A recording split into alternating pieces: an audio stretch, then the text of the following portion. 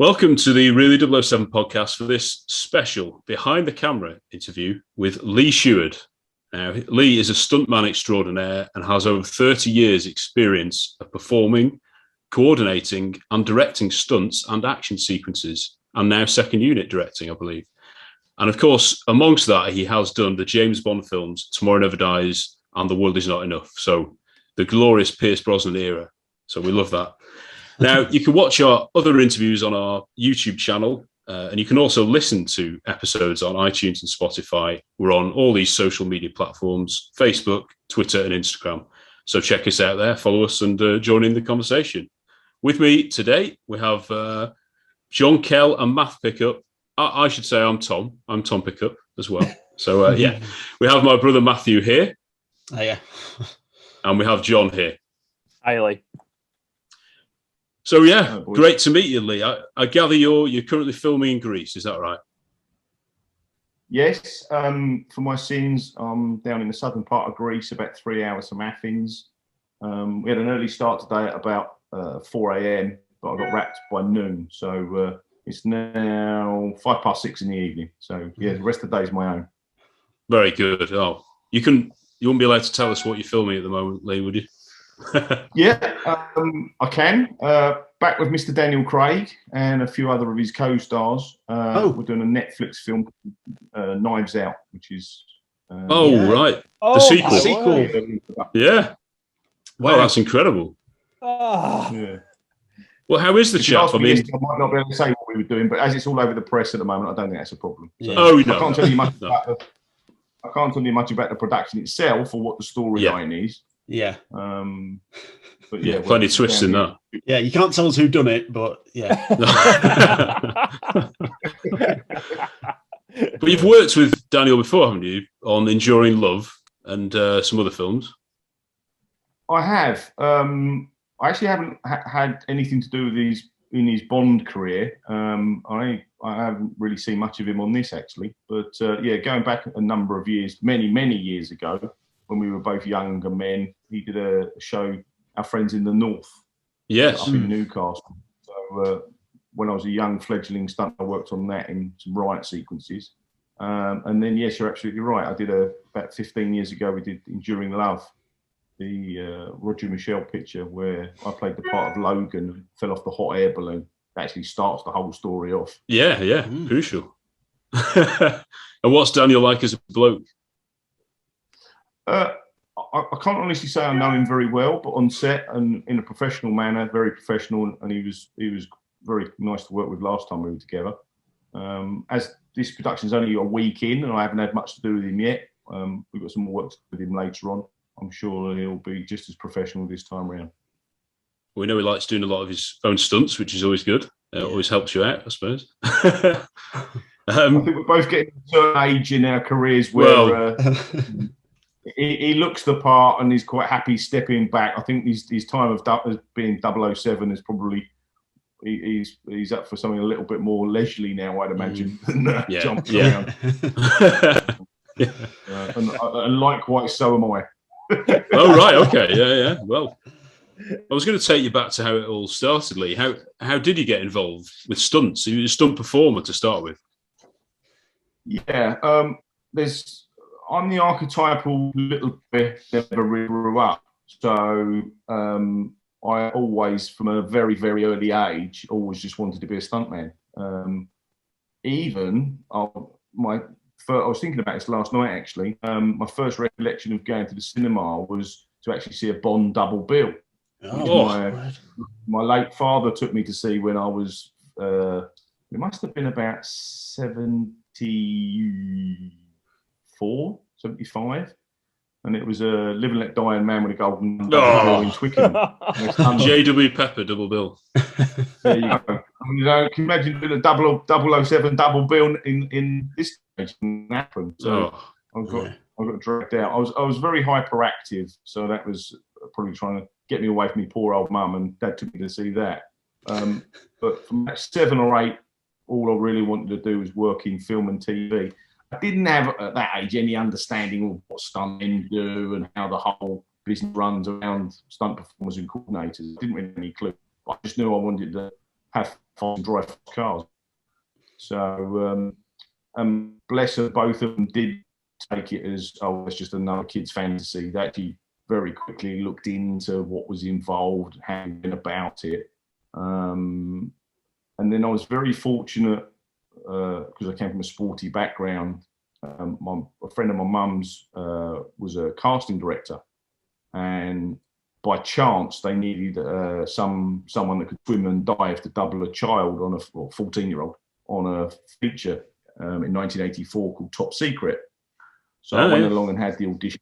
I went and had the audition for that, and not only got the part as the double, if you like, but they offered me the role because they said it's easier just to stick a wig on me and let me play the part than it was to get another actor and then double the actor. So I ended up playing the part. To have a week as a 14-year-old, a week on a feature film was like, that was it. I was hooked. This is what I'm going to do. Amazing. So good. Then over the next sort of years, I worked in circus because I was too young to start stunt work. Worked in circus for a year and a half. I was a filter for a little while, and I worked in jousting show for live performance and for horses, touring around with that. And then finally, I got a break through the jousting, and there'd been an accident, only a minor one, but one of the stunt riders on a film called Willow, the Ron Howard picture. Love it. He'd broken his leg, and they were short of a rider. So yeah, as an 18-year-old, I got called up to work on Willow, and that was the first job I had as a stuntman. And then the rest is really history, as they say. So were you involved with like Ron Howard and George Lucas on set and stuff? Not at that age. I mean, I was literally what the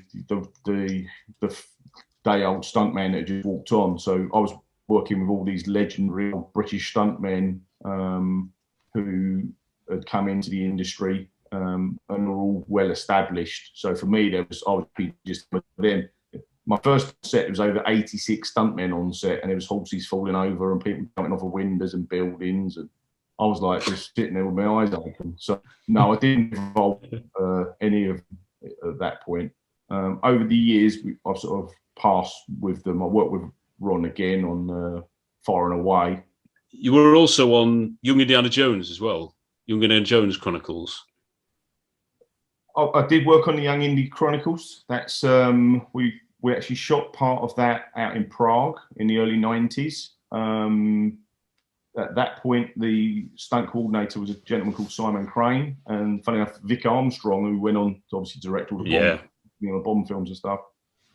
Simon and Vic were colleagues, and they took a team of us away, and we ended up shooting out in Prague for a few weeks, doing a chase sequence on that show.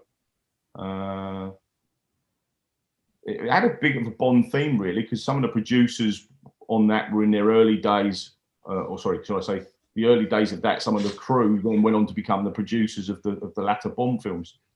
So I remember, there was a Bond theme running through that. And likewise, I'd worked for Vic as well on the actual Indiana Jones. I did Last Crusade with him as a young performer as well. So I'd worked with Vic before. And Simon and I, strangely enough, met many years before that when I was working after the circus. I did an audition for an Acromaniacs comedy knockabout show, and Simon was actually in that leaving. So, and he's a little bit older than me. You can edit that bit out. If he sees this, he won't start moaning. But Simon's a little bit older than me. So I was about 16. I think he was about 23 or 24. So he was leaving that, and I was trying to start. So we had met previously. So a lot of the stuntmen in that period, you found, were all intertwined. We all sort of came from similar backgrounds. We all knew each other, or we crossed paths. Did you ever work with Pat Roach? Because wasn't he a stuntman who, often got parts in Indiana Jones and Bond for big like henchman type roles? Well, Pat, I never actually met Pat. By the time I started work, he was established as an actor. You remember he played Bomber in Alvida's Pet in the 80s. Oh, right. Yeah. Prior to that, he'd been a wrestler. So Right. he used to be on, if there's any of the older generation watching this, on the Dickie Davis on a Saturday afternoon with the World of Sport. Pat was one of the wrestlers that was on that, and it was into acting. He'd worked a lot as a fight guy and a heavy, because I don't know how big he was. He was quite a large gentleman. Yeah. And he'd done Never Say Never Again with Vic, and standalone Bond film. He'd worked on that, and then he'd worked on Indian Raiders, Temple of Doom, and then Last Crusade. So I never personally met him, right? Although I understand he was a nice fella. But yeah, there's a lot of those sort of guys that were known for that background, and they played the part. Actually, one of the girls that I use quite a bit at the moment, a lady called Phoebe, her grandfather and uncle, Dougie and Joe Robinson. Oh, wow. Stuntmen. Joe actually played a part of Peter Franks in Diamonds Are Forever. For the lift fight shaft. His granddaughter now works as a stuntwoman. Amazing. That's brilliant. Isn't it that unbelievable story about Joe Robinson, where when he was 70-year-old or something, and he about 6 men tried mugging him, and he took them all on and battered them all. Yeah, that story. There's a few stuntmen that's happened to as well. There's another friend of mine who's getting on a bit now, but Dinny Powell, the uncle of Gary Powell and Greg Powell. They tried to mug him on the tube train a couple of years ago, and he's in his late 70s, early 80s, and the same thing happened. the little old man isn't so little and isn't so old, and he put up a bit of a fight, and there was all sorts of trouble. So. You mentioned Vic Armstrong. Never assume that they're going to be an easy touch. Yeah. No, not at all. No, don't know who you're messing with. They do the research before they mug you, don't they? Show me stunt card. Yeah. Dear me. Yeah, you mentioned Vic Armstrong, Lee, and obviously he's been a massive part of not only the Bond franchise but just the stunt world in general. Is it amazing to sort of learn on the job with people like him? Yeah, I mean, any there's a few. Vic obviously stands out, but any of those guys that lived through the 60s, 70s, through into the 80s when I started, and the films they did, I mean, it was a completely different job. You have to stand up to their reputation and who they are. Very sadly, they're getting to a point where there's not that many of them left. But it's an honour to sit in their company and hear the stories. Every couple of years, bless them, a few more fade away and leave us, which is very sad. But it's been an honour over my career to have worked with a lot of them. As I mentioned earlier, walking onto the set of Willow, and there was upwards of 86 stuntmen there, across the generations. But there are people that go down like Alf Joint and Jerry Crampton and Peter Brace and Roy Long. It just goes on. The list goes on and on. That I've actually worked with and worked alongside, and in some cases had the privilege of employing, where I needed certain older characters. Peter Diamond, that went on to coordinate the early 3 Star Wars films, worked for me, which was very nice. And obviously, as I say, they've all passed away now, so it holds fond memories. Yeah. You said that you watched this Bond double bill. So being a Bond fan growing up, it must be incredible to sort of work on a Bond film. I mean, that's just amazing. Yeah, I mean, from that period as a young boy, coming into that, I didn't know much about the franchise at that point. But then a couple of years later, we were on holiday with my parents on the Isle of Wight, and The Spy Who Loved Me came out. I think I saw that about 4 times that week. Wow. So good. Yeah, I mean, and again, the second Ricky Sylvester skied off the cliff and parachuted. That was it. I was hooked again. Yeah. Gosh. A couple of years later, every as they come out every 2 years, at that period of time, it was another summer holiday, and it was I think Moonraker was the next one. I can remember where we were away on a summer holiday. I think I saw that 7 times. That period of the 70s, we only had the Isle of Wight as a holiday, and the weather was always not very good. So I used to take me pound coin or whatever it was, 125, and go off. And every evening, my parents would be off doing their thing, and I'd be in the cinema watching a Bond film again. Yeah, I used to lap it all up. Star Wars, Bond, Jaws, the early Indiana Jones films, anything and everything. I just couldn't get enough of it. And certainly every Easter, Christmas, and Bank Holiday Tuesday that they used to have, as they still do. All the Bond on. So that was it. I was glued to the telly, catching up. When I finally got asked, it was actually not a disappointment, but the first time I got asked to work was on GoldenEye. Simon Crane, who was the stunt coordinator on GoldenEye, was putting together a team of guys, a core team. He asked me to be part of the core team. Unfortunately, these things happen. I just said yes to working on Mission Impossible. So the first Mission Impossible and GoldenEye were made parallel at the same time in different studios in the UK. And by chance, I just said yes to working on GoldenEye, on Mission Impossible. So I had to decline GoldenEye. But, these things happen. We saw you in that scene, didn't we? The fish tank. That is you, isn't it? Getting thrown out of the water and all that. Yeah. Wow. I tested all the gags, really. That was one where you actually see me play the part of the waiter and then get fired through. We were IMF agents on that. But then also I tested all the train sequence with a wind machine at the end of that particular picture. In the early days of the Mission films, a lot of it was heavily, which they still use CGI, computer-generated images. But now I know Tom's pushing hard on doing as much as he possibly can. Actually, on that note, I remember clearly in those days we were sitting there between the long takes, and the stunt coordinator on that picture was Greg Powell.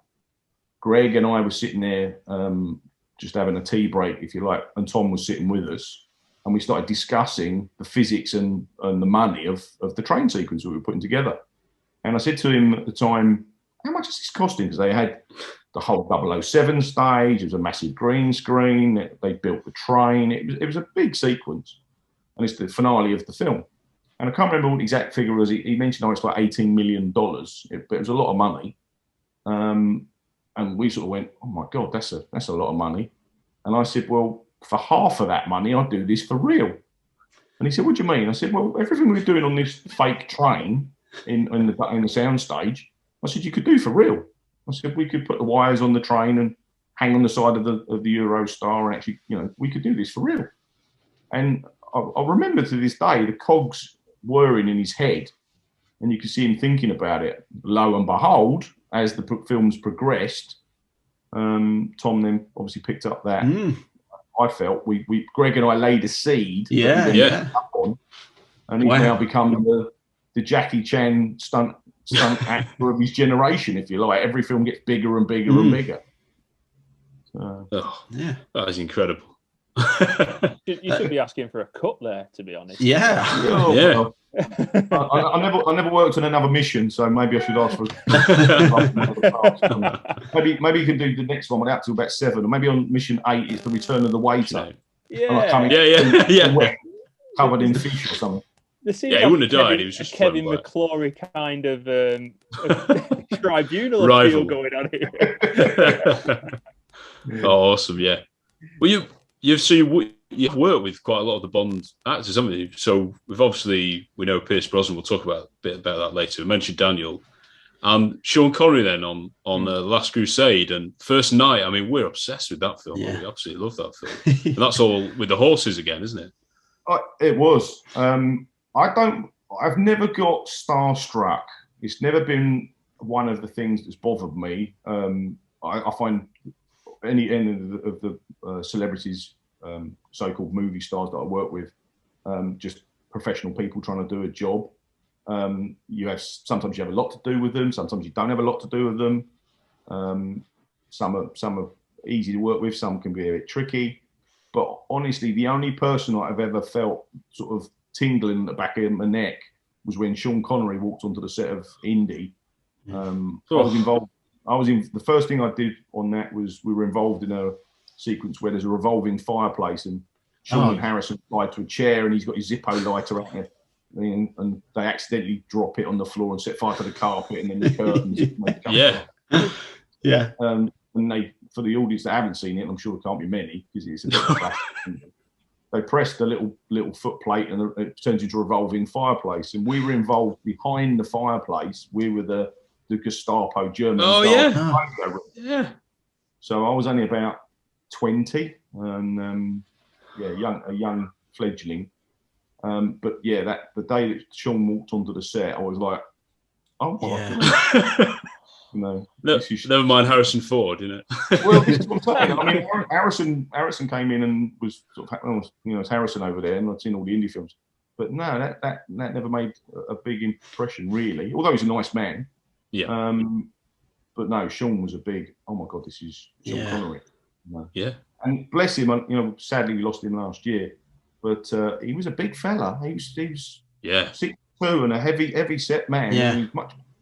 Not, he was an imposing figure to be stood next to. Although in that film, I was just going to say he's supposed to be like a bit of a sort of bumbling older man, really, isn't he? There was nothing bumbling about him in that. And likewise, when I worked with him again on First Night, as you mentioned. I was actually put with him. Again, Greg Powell was the stunt coordinator. Greg put me with Sean had his own personal horse guy, a Spanish stuntman called Miguel Pedregosa, and Greg put me with Miguel to sort of help and hold his horse and be with him. And seeing Sean, when you're holding the bridle of the horse and you've got Sean Connery sitting on this horse, and it wasn't a small horse, and so you got playing King Arthur looking down on you. It's an imposing figure. He's a big man. Did you work with Sean Connery on Entrapment as well? I did work with Sean Connery on Entrapment. That again was for Vic. Funnily, with that particular picture, Vic asked me to be the main unit coordinator. I had just booked a family holiday, and I said to my wife, "Well, there might be some work here. I'm not sure. I'll have to speak to them about what they want to do." But they said, "Oh, no, it's only a few days." I said, "Well, I've got this family holiday booked." My children were quite small. So they said, "Oh, well, have the holiday." The guy that replaced me, I think, ended up doing about 6 months in where did they go? Kuala Lumpur? Kuala Lumpur, Malaysia, thank you. yeah. So Jim, one of the other guys, ended up running the main unit and was gone for months and months and months. So it's show business.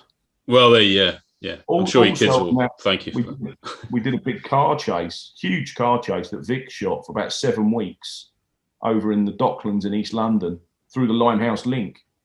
And it was about 45 drivers. And they spent a fortune rolling lorries and trucks and crashing cars. And none of it's in the film. Yeah, I was just trailer for the film, but none of it's in the movie. They edited it and cut it all out. They did a sequence where they jump into the Jag and roar out of Borough Market, and there's this pristine Jaguar. Cut. They turn up outside a castle in Scotland, and this Jag fleetingly is seen smashed to pieces. Not a straight. Right. But the actual middle bit, the car chase, was never in the movie. Oh dear! Unbelievable. Yeah. It must happen a lot when you've filmed for months or weeks, and then it's just not, or barely any of it is in the film. Does happen. We did a completely different film. People ask me, "Oh, you worked on Love Actually?" Yeah, we were going to ask you. Yeah, did you? I went, "Well, yeah, I was on that for sort of 9 or 10 weeks." And they said, "Oh, right. What stunts are there in Love Actually?" Yeah. I was like, and if anyone watches, not so much on television anymore, because the bit we did is not in the movie. But if you have the DVD, check out the DVD extras on Love Actually. And there's the stunt ensemblement. And what happened is there's a throwaway line with the little boy who's rushing off to see his girlfriend at the airport. And he said somewhere that, "Oh, I'm off the gym, Dad," when his dad's Liam Neeson. He says to Liam, he said, "Oh, I'm off to see, I'm off the gym club." So Thomas, the little, well, he's not so little anymore, he's about 30 odd, but the little boy playing the part is chased through the airport to get there. And again, you see him turning up in the movie at the gate, at the arrivals area. Cut, he gets at the gate, sees his girlfriend, and they wave and have a little kiss, and off he goes. With a bit in the middle, we did this massive foot chase with 25 stuntmen. We did an acrobatic tumbling routine. We built into the roof section of this set that they built in Shepperton Studios isometric bars so that he could jump around and do like a parkour gymnastics routine in the roof. We shot this whole massive sequence. None of it's in the film. I did get a very nice letter from, and it wasn't an email, it was a letter, a nice letter from Richard apologising, saying, oh, thank you so much for your work, but we unfortunately didn't use any of it in the movie. And yeah, they cut it all out. It's in the DVD extras. Release the Sheward cuts. That's what we'll get. Yeah, hashtag. We'll get that going, Lee. Deary me. Oh, love to see that. Yeah, we'll watch the DVD. Yeah, definitely. You've also worked with Timothy Dalton. Now we're huge fans of Tim as James Bond. So are you with him on The Rocketeer and Hot Fuzz? Is that right? Yeah, I was. We shot The Rocketeer in Los Angeles. At that period of my career, I was working for a section of wire riggers and guys flying on wires. So I was actually based in Florida. We went out to LA to do The Rocketeer, shot briefly. I actually didn't get involved with him too much at all on that picture. And likewise, I did the car chase on second unit on Hot Fuzz for a colleague of mine, Paul Herbert, who was the stunt coordinator. So again, I didn't really get involved with him, but didn't even see him, to be honest with you. A friend of mine, Jamie Edger, was the stunt driver, and Jamie and I were jumping cars and doing our thing on the Splinter unit. But I did work with Timothy many years later on Doctor Who. Right. On one of the episodes with Christopher Eccleston as the head Time Lord or something.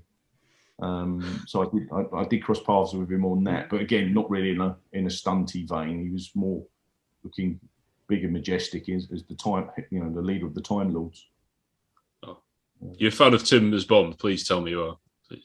Yeah, I mean, I came in obviously with Roger in his early days, and to me, I know. To me, it's really my first and second choice is Sean with a very close George Lazenby. I still think. Oh wow, good. Her Majesty's Yes, come on. Good lad. He's one of the better ones. I mean, if not the best one. I mean, between that and Goldfinger, they're my two faves. Superbly. Yes. As your viewing audience will probably notice, being in Greece today, I do travel around quite a bit with work and family. And Goldfinger and On Her Majesty's Secret Service are the only two that I carry on a hard drive with me and watch repeatedly.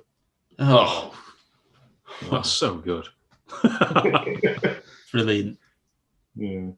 So yeah, it was good. So GoldenEye you couldn't do, unfortunately, but Tomorrow Never Dies you were hired on that. So that must have been incredible. It was. I was hired in two veins for that. One, we did a fight sequence where I played a part of one of the henchmen. That came out of nowhere. The stunt supervisor, Dickie Beer, and I had worked together before. He just rang me, can you come in and do this fight sequence and do a fall off a crane? So we turned up, as you do.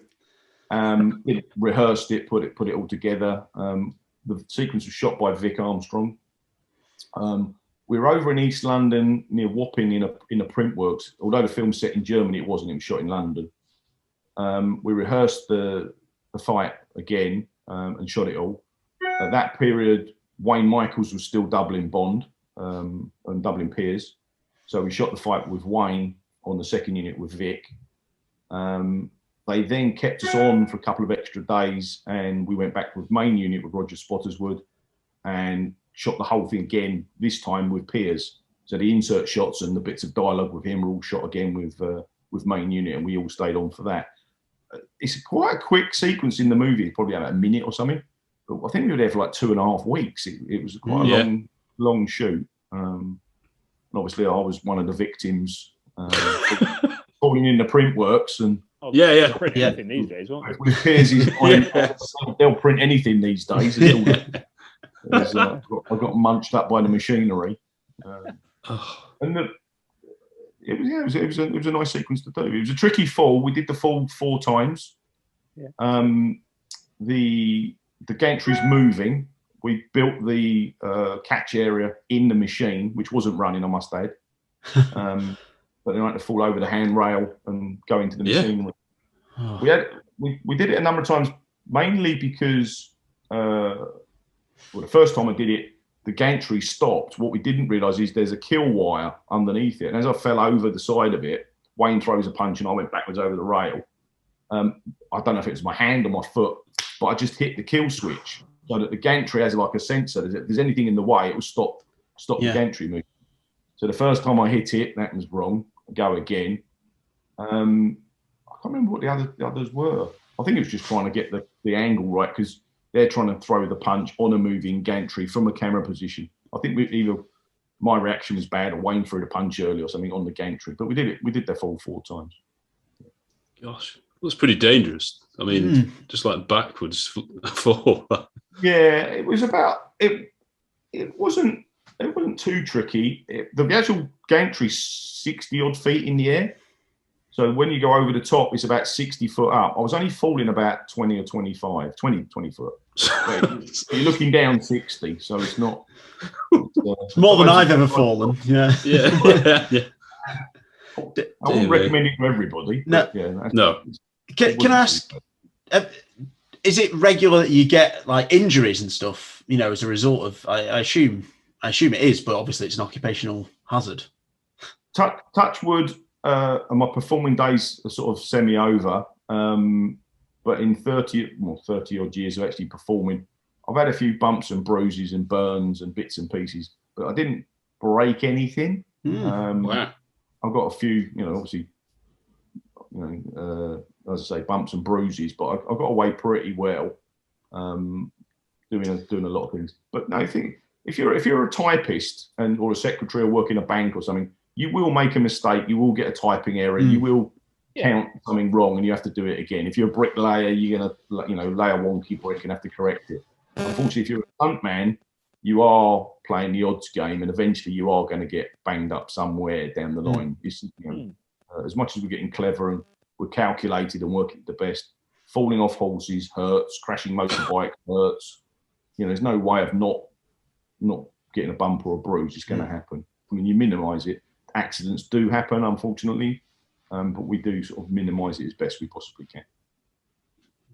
Can I ask, Lee, what stunt would you say you're most proud of? Oh, there's a good question.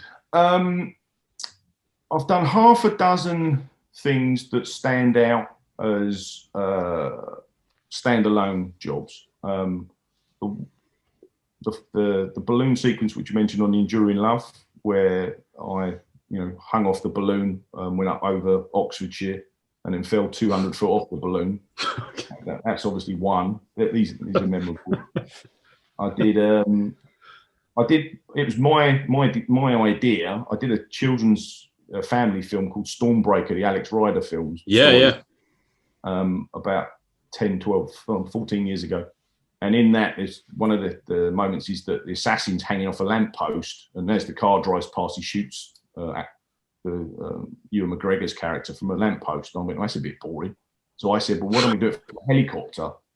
So and they went, oh, okay. So we actually did that. So that was my idea, and I then did the job. It was me hanging under the helicopter.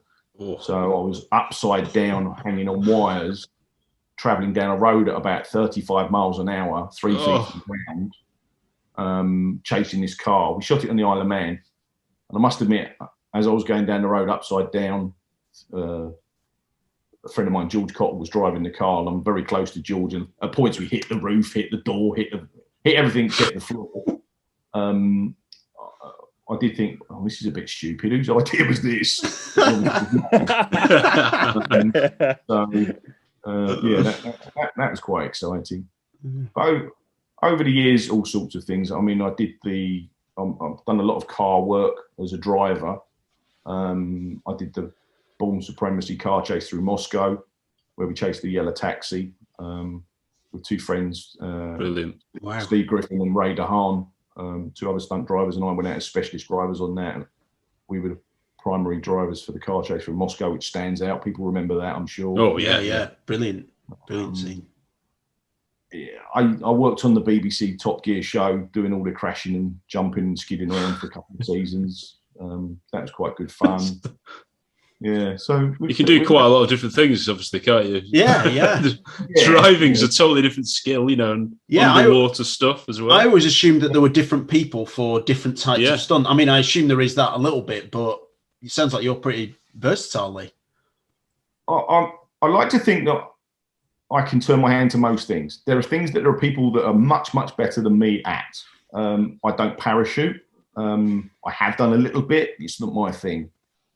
We've done some parachuting on films. When we did The English Patient, we parachuted into Brook for that.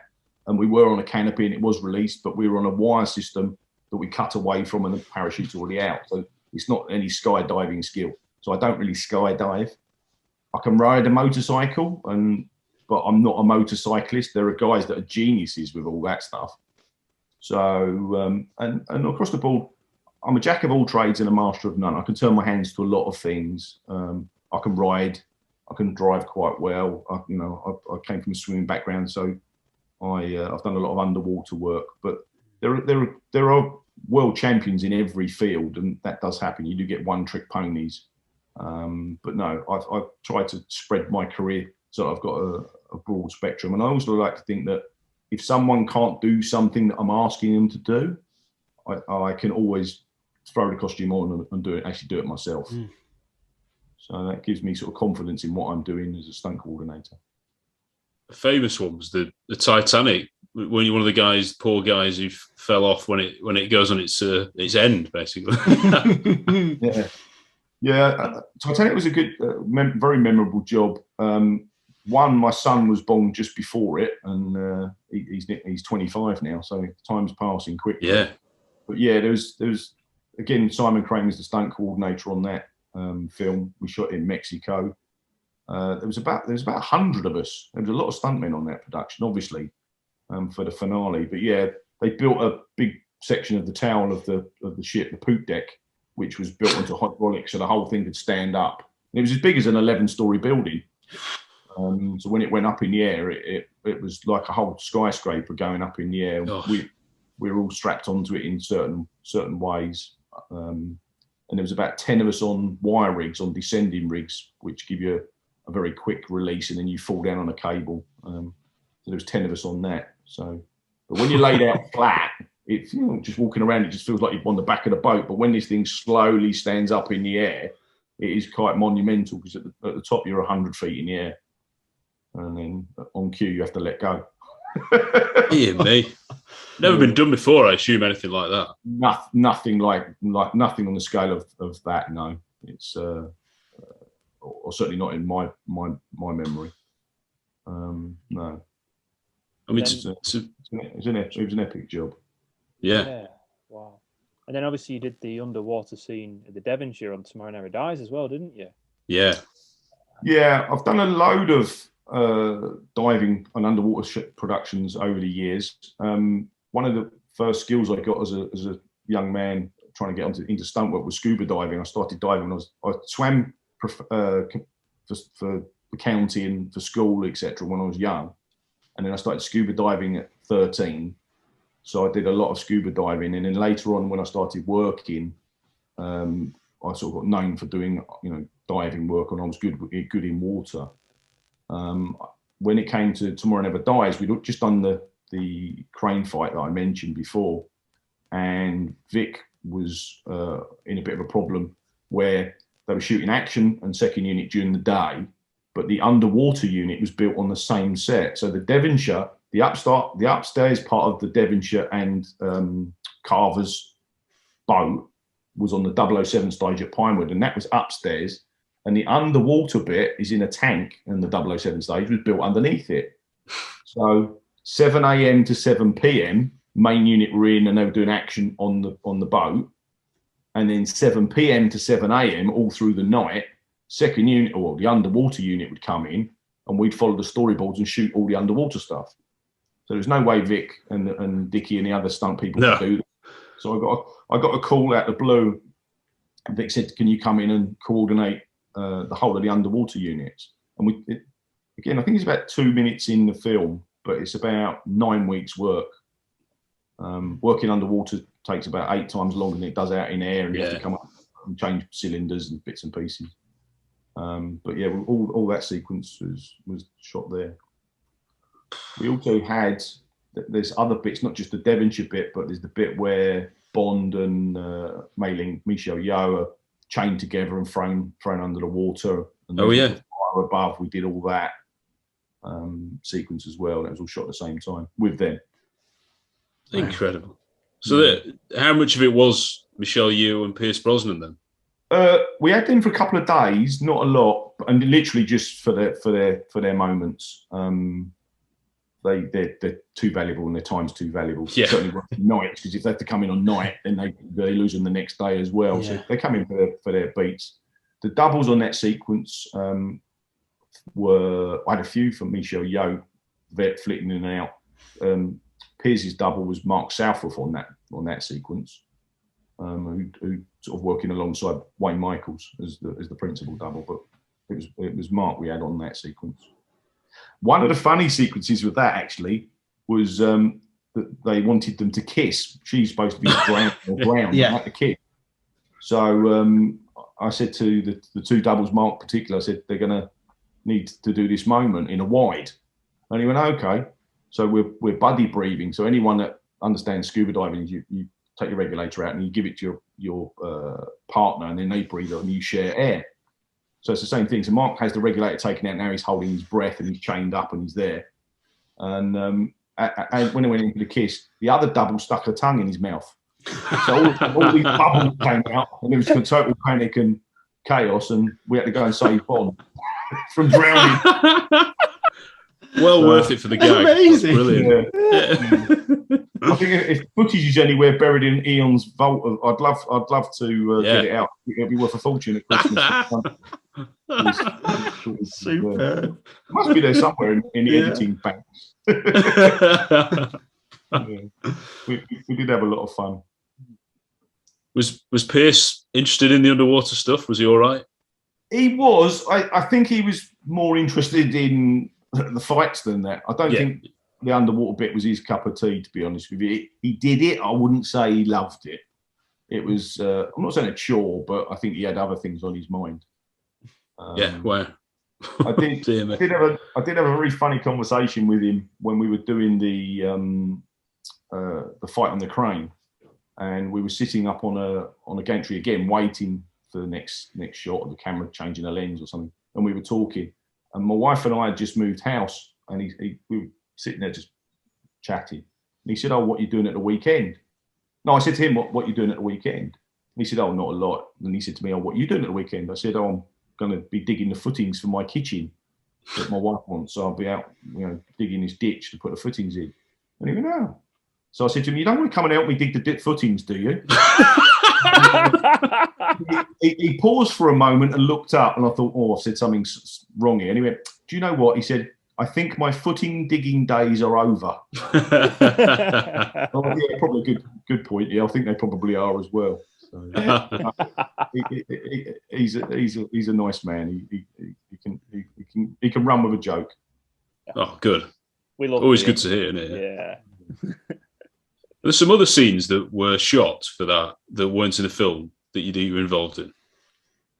For Tomorrow Never Dies? Yeah. I don't know really. I went in. We took Ray DeHaan, one of my friends again, who I've mentioned, who's a great motorcyclist. He'd gone in and tested a lot of the BMW bike stuff. But I think most of my stuff was on the underwater thing. And again, because I was locked into nights, I sort of missed a lot of half the production I was spent underwater doing all that. So that unit kept me very busy for that picture. So no, not really. Such a technical scene. I was watching it again, and the amount of different shots you have to do, different views, the movement of the Devonshire tilting again. It's just must have been an absolute nightmare logistically and everything. Yeah, well, the whole thing again is built underwater. Because you're underwater, everything has to be very heavy. So all those missiles in the racks, as they all fall over, they're all on quick releases. If they were too light, from memory, they were like 700 pounds, like nearly a ton each one. Wow. So if it went up, if it got you, it would really pin you down. It would hurt you. But if it wasn't as heavy as it was, it wouldn't fall quick enough. The film would be over and the rack would still be going over it. It'd be so light. Yeah. come back. Was it still going? So it had to be very heavy. So everything in there was really heavy. And Chris Corbold and Peter Notley and all his effects crew that put that together built a great set. It was all on hydraulics, and even though it was underwater, it all moved. So all that stuff with the doors shutting and then the missile racks, all that is it's not pulled on cables. It is the whole thing tilted, and the chain blocks running is just the chain blocks are there, and as the set moves, the chain blocks run away with gravity. So it's all real. Dear me, that's incredible. That's absolutely incredible. So the world is not enough. Obviously, you were called back. So was that like a agreement almost, or was it just you happened to be able to do it at the time? Yeah, we're all freelance guys, and we all work on different things. So a couple of years later, Vic was no longer the coordinator. He was now directing it, just directing it. He directed Tomorrow Never Dies as well. But no, Simon Kramer's back in the saddle, and Simon was coordinating. And he called up to play a part. There was a couple of us in the missile silo. We first got off with. There was other bits. We did the boat chase, although we were passengers in restaurants and driving cars. Really? Yeah, so we were in for that. But then Simon called a couple of us, myself and my good friend Paul Heisman, and we were the so-called Russian bomb scientists. We were working on a nuclear missile thing, and Piers gets arrested, and then he obviously shoots us and has a gunfight with us, and then escapes, and then we did the whole thing right up to him then jumping on a chain block and whizzing down a corridor as the whole thing explodes. We were there for so Bond for the safety side of stuff. So I can't remember all these years later how long we were on it. It was about six or 7 weeks we were there. Trying to get that whole sequence together. And then got whisked off onto another job, and that was it. No time to pause. Yeah. So no, it was happy times, but it was quite a long time ago now. Yeah. That scene, was that at Pinewood, the missile silo one? Yeah. I don't know where they shot the outside stuff, but all the inside the silo when they go in and that whole thing again was on the 00. It's exactly the same sound stage that they shot the underwater sequence. Oh, right. They built the whole silo on there. So you do. How does it work with guns, like shooting guns? Because obviously, I think you've got a machine gun, I think, in that scene or something. Yeah, we did. The armourers on that film, you sort of seen the same armourers and same people. The crew you sort of bump into. The armour on that, I've worked with many times. A guy called Charlie Bodicum. So Charlie was the armourer on that.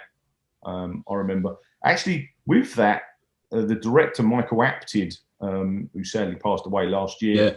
I remember that they were doing a shot of me trying to reload, and the guns on that were quite fiddly. They were some sort of Russian gun with a plastic magazine. It was all quite fiddly. And I'm not the most dexterous with all that, and certainly not when there's a camera filming you and the director saying, "Do it quicker, do this, do that." So I fumbled a couple of passes of me doing that, and then he said, "Oh, we'll go one more." So I had an idea. I said, "Charlie, have you got another gun?" He went, "Yeah." I said, "Give us that." So he gave me the gun.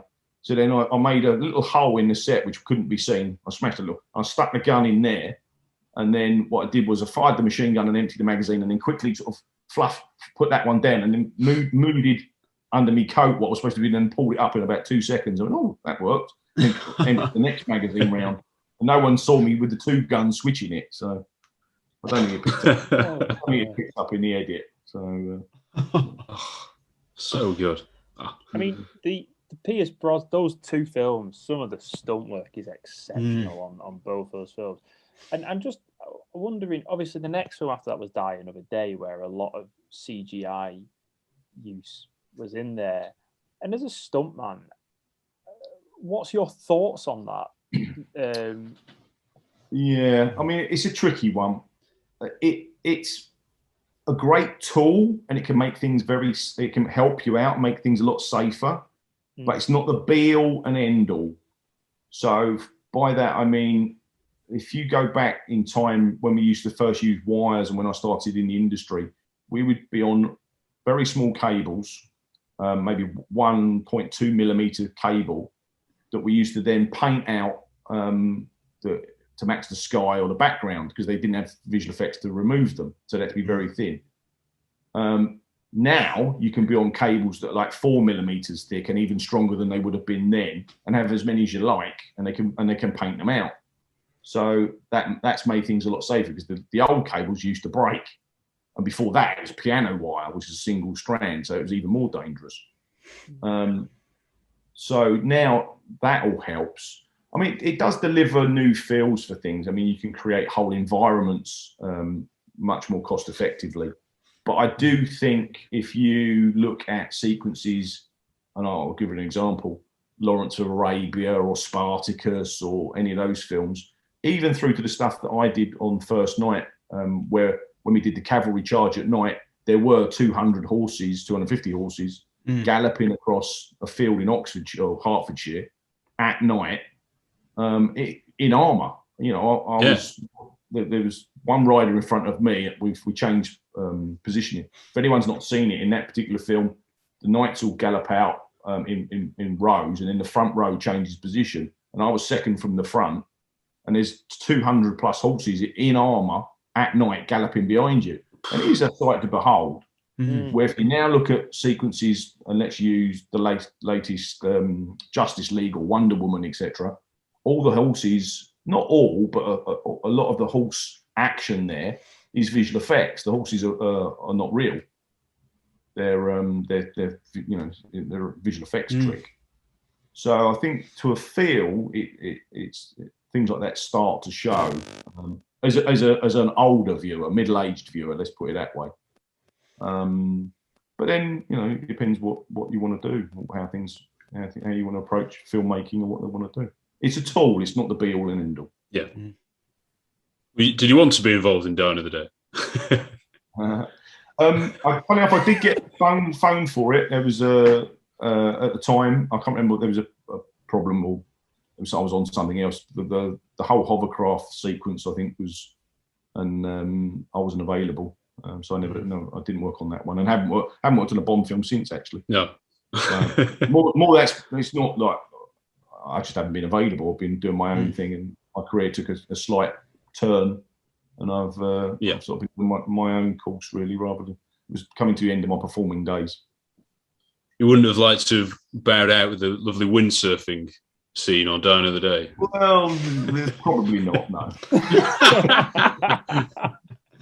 Although I think there's still some classic bits in there. I mean, as much as it wasn't very good, and I think globally no one thinks it was very good, the car chase on the ice between George Cotton and Ray DeHaan with the Aston in the jab that Vic shot is brilliant. It looked amazing. Both Ray and George did a great job with the cars. Definitely. I think it's a standalone. There's some funny. I've seen some funny photos. Ray's a very good friend of mine. I see at his house, and he's got pictures of him where he lost control of the Aston and crashed into an iceberg. So there can't be too many people that have actually can claim the fame that they're doubling James Bond and crashed the Aston into an iceberg. It's invisible. Shouldn't have crashed. Yeah. I've seen the back wheels. It was like that, and there wasn't a straight panel on it. So it wasn't. Ray banged his head and got concussion. So he definitely is an iceberg. Oh wow! I'm sure he won't. He's sure he won't mind. That's all right. I'm sure he won't mind me saying this if he sees this interview. No. Can you just tell us a bit more about that huge opening pre-title sequence to "The World Is Not Enough"?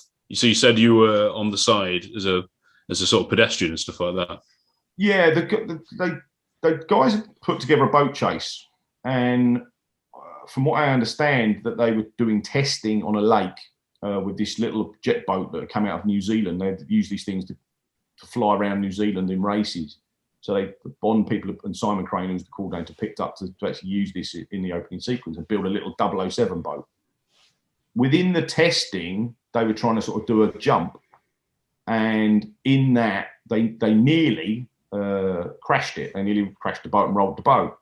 But then that became part of an idea, and from what I understand is they then went back to Man with the Golden Gun with the famous Astro Spiral with the car, and thought, well, let's try and copy that gag but do it with the boat. Yeah.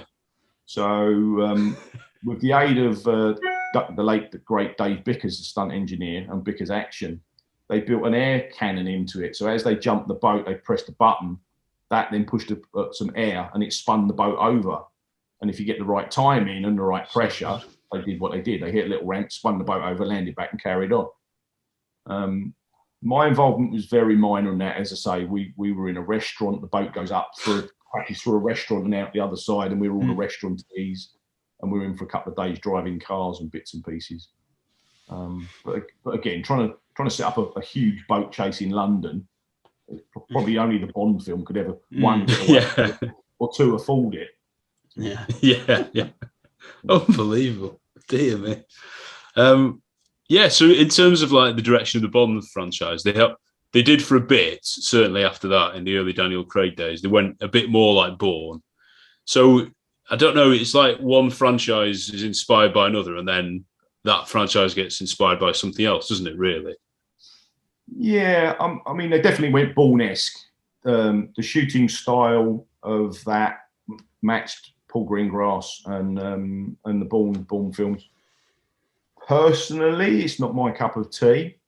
I find that you get an overdose or an overload of shots, and it's like, me personally, I find you lose the geography of where they are. You lose the skill of the performers in the choreography and the fighting skill of the doubles in what they're doing. So me personally, it's not what I like. But yeah, Bond definitely went Bourne to jazz it up and change the feel of it. I'm still, as I mentioned earlier, much more classic. I'm much more Sean Connery and George Lazenby and even early Roger. They're my faves. And I think the Bond thing, for me as a viewer, maybe lost its little twist and its feel in the past few years. The class that Bond is fantasy. You know, he walks into the casino in Monte Carlo, and the waiter knows who he is, and all the ladies swoon at him, and it all got a bit too gritty, which is fine for Bond. But me personally as a viewer, I don't see it as Bond. It shouldn't. It shouldn't be. We'd love it to go back a bit in terms of the stunts. It'd be great to see some proper practical stunts because, like Mission Impossible, like you say, they're doing it, aren't they? And it can still be done. There is still a place for it. Well, there you go. I think Tom's gone the other way. Tom's gone classic Bond, and he's gone completely the other way, and he's trying to come up with one-off stunts. A very good friend of mine, but they're both friends of mine, but Wayne Michaels and his wife Tracy. Wayne obviously did the GoldenEye dam dive, and really, to me, a bit like Rick Sylvester, a bit like Rick Sylvester did before that. And I don't think they realised when they did it, it would give them the momentum the movie that it did. But the minute Wayne dived off that dam, people were going to see the movie just to see the first 5 minutes. Let alone the rest of the movie, because they just wanted to see this action sequence with this. And he's not a lunatic; he's a very sensible man. this guy diving off a dam that's what Bond should be. And they're not doing that anymore. I think it's drifted away. Yeah, there's a bit of a motorbike and there's skidding around a bit of an Aston Martin or something, but nothing like what they used to do. So it's that bit I think they should do. Is that one of the reasons why George Lazenby is so high on your list into the Bonds, because of the physicality and the stunt work that he did and stuff?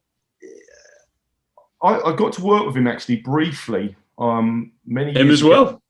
Yeah, I worked with him on he played Jor-El, Superman's dad, on a TV show that I shot in Florida. So I did speak to him. What was it, 1990 or 91 or something? So I met him then briefly. And again, like Sean, he was a big fella. And very capable. So, but I think just that the way those films were put together, it just gave it a bit more finesse and style. And he, he was dressed in his finery, and he did have an Aston Martin, and there was some more class to it. I'm not saying the latter Piers ones and Daniel didn't bring class to it, but I don't think they had the same feel. I think they went more Bourne-esque. And as a fan and a viewer, I still hark back to the originals. So have you worked with every Bond actor then? Have you worked with Roger? I didn't work with Roger, bless him. No, I didn't. No, which is a shame. So yeah, or David Niven. He was a bit before my time. Oh, David Niven. yeah. Or Peter Cullen. Yeah. So no. Yeah. Oh, super. That's amazing. That is so good. Oh, dear me.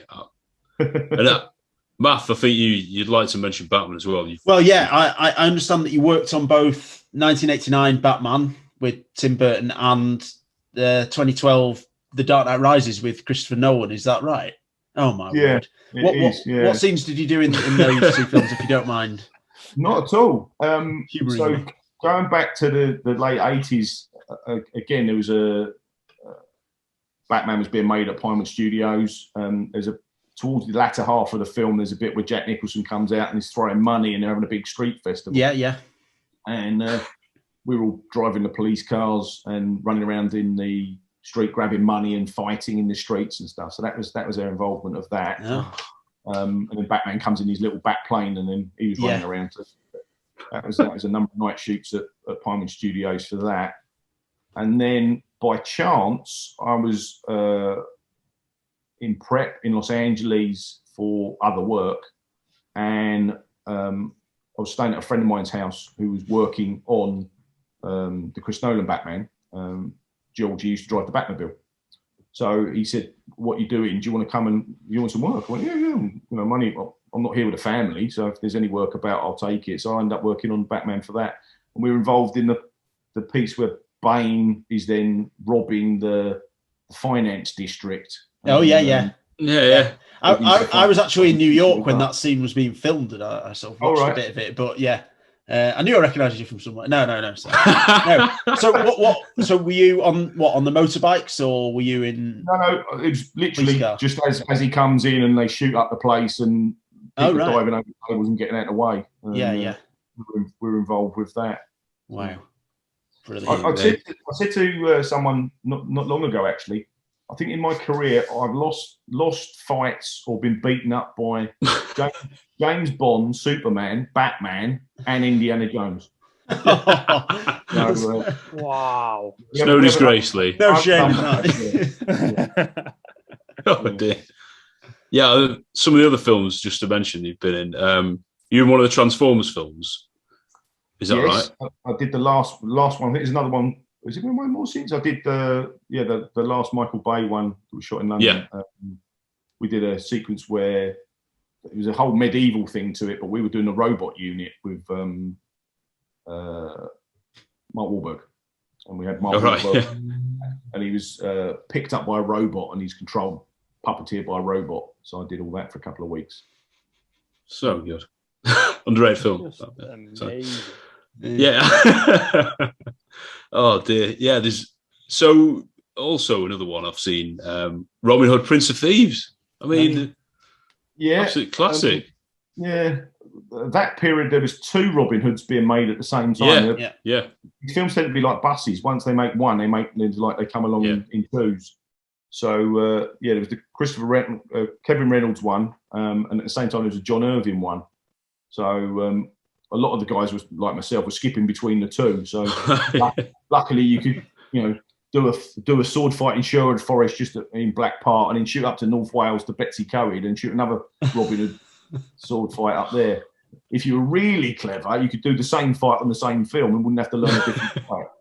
Because if there was two of you going, and they said, "Right, guys, put some fights together," you get match with your partner and do a sword fight, and then next week you're on a different film. But if the same guy was there, and usually with Paul Heisman, it was me and Paul, we used the same fight on two films and get away with it. This is brilliant. Brilliant. No one notices until now. Go back and watch each one. Dear me. Yeah. Did you get a chance to meet Kevin Costner on that? Not Sean Connery, presumably. No, I didn't. No, I spent most of the time laying in the mud again. Yeah. Oh, my word. This is brilliant. No. Well, Lee, thank you so much for joining us. It's been a real pleasure. Just the experience you've had, and I think the way you've moved up in your career is incredible. And it's like a good old-fashioned story, isn't it, of hard work, perseverance, and just enjoying your job, I guess. That's very kind of you to put it like that. And I thoroughly enjoy my job, and we have a lot of fun. So hopefully I've got a few more years to pursue yet. And I'm still looking for the next adventure. Oh, brilliant.